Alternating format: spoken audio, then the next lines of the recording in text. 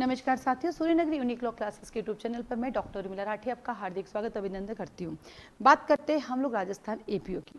तो राजस्थान एपीओ में एक बहुत बड़ा कन्फ्यूजन चल रहा है। कन्फ्यूजन ये चल रहा है कि अभी जो समय है हमारे पास राजस्थान एपीओ का, वो समय किस चीज़ का चल रहा है? वो चल रहा है सितंबर, अभी चल रहा है सितंबर, और एग्ज़ाम है ये हमारे 19 जनवरी, ये है 2024 और ये है 2025, और 1 जुलाई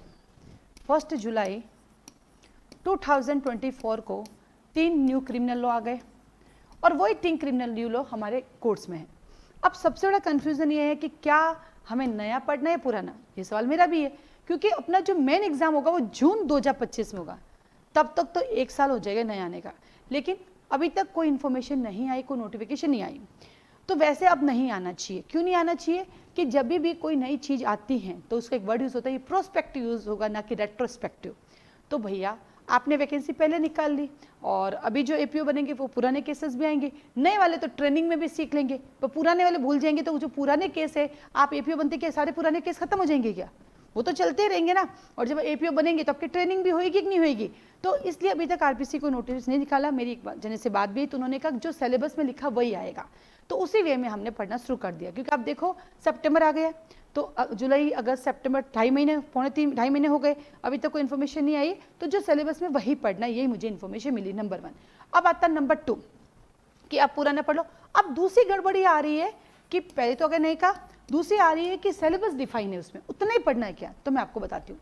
लास्ट एपीओ का एग्जाम मैंने दिया था 2016 में, और आप पुराना पेपर उठा के देखो, वहाँ पे आईपीसी का section number 136 direct section based question आया हुआ है। और इस बार आप जाके देखो, इस सिलेबस में डिफाइन ही नहीं है। तो ऐसा नहीं है, आपने जेएलओ का देखा होगा सिलेबस का भी, वहाँ लिखा ये वेरी इंपॉर्टेंट है, लेकिन आप देखते हो पेपर सब भी जगह से आ रहा है। तो मैंने पूरा सिलेबस को छानबीन की और वहाँ ऐसा कहीं नहीं लिखा हुआ था कि जो सिलेबस प्रिस्क्राइब्ड किया गया है सिर्फ वही आएगा, ऐसा लाइन कहीं नहीं लिखी हुई है।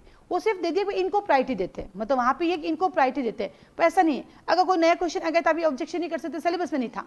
सिलेबस में तो पूरे सब्जेक्ट है ही है, वो ठीक है, कई बार डिफाइन कर, जैसे जुडिशियल फिक्स है कि भैया सीआरपीसी का चैप्टर नहीं, एनए का चैप्टर नंबर 17 आएगा, 17 ही आता है, ठीक है। अब यहाँ पर उन्होंने वैसे सिलेबस डिफाइन किया है, लेकिन अगर पुराने पेपर देखो तो क्वेश्चन भी है और पिछली बार भी डिफाइन तो वहाँ पर भी था।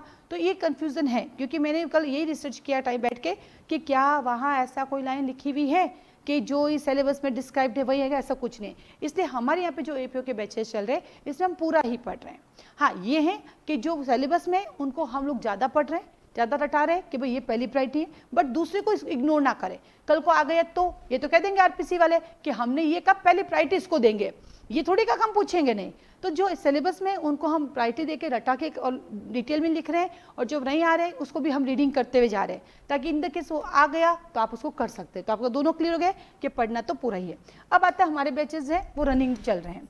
अब ये बैच स्टार्ट हुआ हमारा 25 जुलाई को, तो आज जब ये वीडियो आपको दिख रहा है तब तक सितंबर आ गया। तो अब नया बैच स्टार्ट कोई नहीं हो सकता। क्यों नहीं हो सकता? शॉर्टकट है, रैपिड डिवीजन है, वो तो चलते रहेंगे, लेकिन जो फाउंडेशन होता है प्री प्लस मेन का, केवल प्री में नहीं पढ़ा सकती, क्योंकि आप ट्राई करना, जब आपको कोई चीज़ छोड़ के पढ़नी होती है आपको ना पल्ले ही नहीं पड़ेगी हमने क्या पढ़ा। इवन जब हम लोगों ने एक्सरसाइज एक्ट पढ़ा और जो हमारे कोर्स में चैप्टर नहीं थे हमने वो भी पढ़े, उससे क्या एक रिदम बनता है, और रिदम बनेगा तो पूरे कानून समझ में आएगा। और जो चैप्टर कोर्स में नहीं उसको आगे उन्होंने प्रिस्क्राइब कर रखा है किसी पनिशमेंट में उसका सेक्शन, तो आपको पता नहीं वो सेक्शन क्या है, इसलिए हम तो पूरा ही पढ़ते हैं।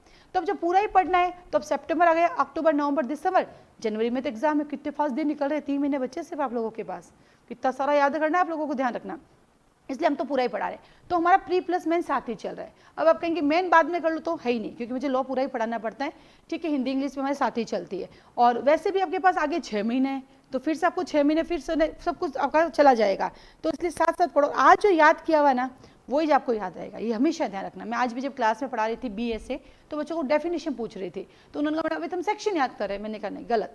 आज जो आप डेफिनेशन याद करोगे वो 1 साल बाद जब आपका जुडिशरी का एग्जाम होगा तब काम आएगा। आप सोचते हो कल एग्जाम आजाद को पढ़ लूंगा, वो कॉलेज है।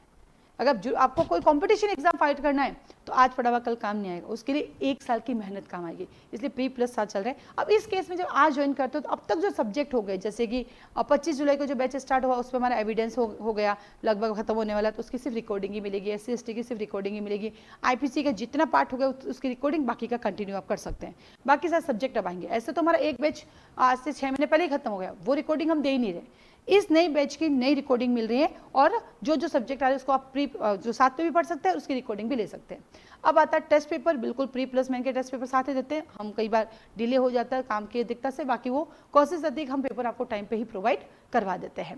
अब आते हैं इस बैच को लेकर आपकी कोई भी आपको कोई भी इंक्वायरी चाहिए तो आप मुझे कॉल मैसेज कर सकते हैं, क्योंकि पिछले कई दिनों से मैं स्टेटस पे लगा रही हूँ और आप लोग मुझे पूछ भी रहे हैं। तो ये क्लास कैसे चलती है, आप आराम से 3 दिन का डेमो ले लीजिए। डेमो का रिकॉर्डिंग हमने डाल रखा है, क्लास में आके बैठने की जरूरत नहीं है, वो रिकॉर्डिंग देख लीजिए, उससे से आपको आइडिया लग जाएगा हम कैसे पढ़ाते हैं और देन आप उसको ज्वाइन कर सकते हैं। हिंदी इंग्लिश ग्रामर की क्लासेस भी हमारी चल रही है, वो शाम को चलती है। अभी हमारी हिंदी ग्रामर स्टार्ट हुआ है 8:30 से 9:30, और जैसे ही हमारे हरियाणा इंटरव्यू खत्म हो जाएंगे तो फिर हमारी इंग्लिश ग्रामर भी स्टार्ट हो जाएगी, फिर दोनों साथ चलेगी, क्योंकि एक बच्चा हिंदी के लिए आ रहा है तो उसका समय जा रहा है, तो हिंदी इंग्लिश दोनों साथ साथ आपकी स्टार्ट हो जाएगी। अब आज तक आपको पढ़ना कैसे है, कई बच्चे तो सेल्फ स्टडी करें, हम कैसे पढ़े, सेल्फ स्टडी वाले भी पढ़ सकते हैं। पढ़ना ही तो है, करना क्या, लिख लिख के पढ़ो। पढ़ने का एक ही तरीका, लिख लिख के पढ़ो। तो पहला काम है लिख लिख के पढ़ो, एक एक सेक्शन को याद करो, हो गया। सेल्फ स्टडी आप कर सकते हो, क्योंकि वैसे मैं पढ़ाऊंगी तो भी सेल्फ ही करना है, पर कोचिंग की जरूरत क्यों पड़ती है, क्योंकि सेल्फ स्टडी आप 3 दिन करोगे, चौथे दिन गायब, फिर सप्ते पर भूल जाओगे, फिर 8 दिन बाद किसी का मोटिवेशन वीडियो देखोगे, फिर 90 दिन वापस पढ़ने बैठोगे, फिर वापस पहले दिन से स्टार्ट, फिर 3 दिन फिर पढ़ोगे। तो ये रूटीन चलता है और करते करते जनवरी आ जाएगी, हैप्पी न्यू ईयर, और उसके बाद बैक टू बैक एग्जाम। तो कोचिंग जस्ट एक कंटिन्यूटी है, बाकी पढ़ना तो आपको ही होता है। अब इसकी फीस कितनी है, क्लास का टाइमिंग क्या है, इसकी जानकारी के लिए आप मुझे कॉल मैसेज कर सकते हैं। इसके अलावा अगर मुझे और कोई इन्फॉर्मेशन मिली अगले 24 घंटे में या 48 घंटे में तो मैं बता दूंगी, क्योंकि मैंने भी एक और वापस इन्फॉर्मेशन के लिए फ़ोन किया कि फिर से नए लॉज वाले में, क्योंकि कई लोग है ना अपन को डिस्ट्रैक्ट कर देते हैं, तो फिर से नेक्स्ट वीडियो में आपको बता दूंगी कि नए लॉ आएंगे या पुराने लॉ आएंगे। ठीक है, चलिए आज के लिए धन्यवाद।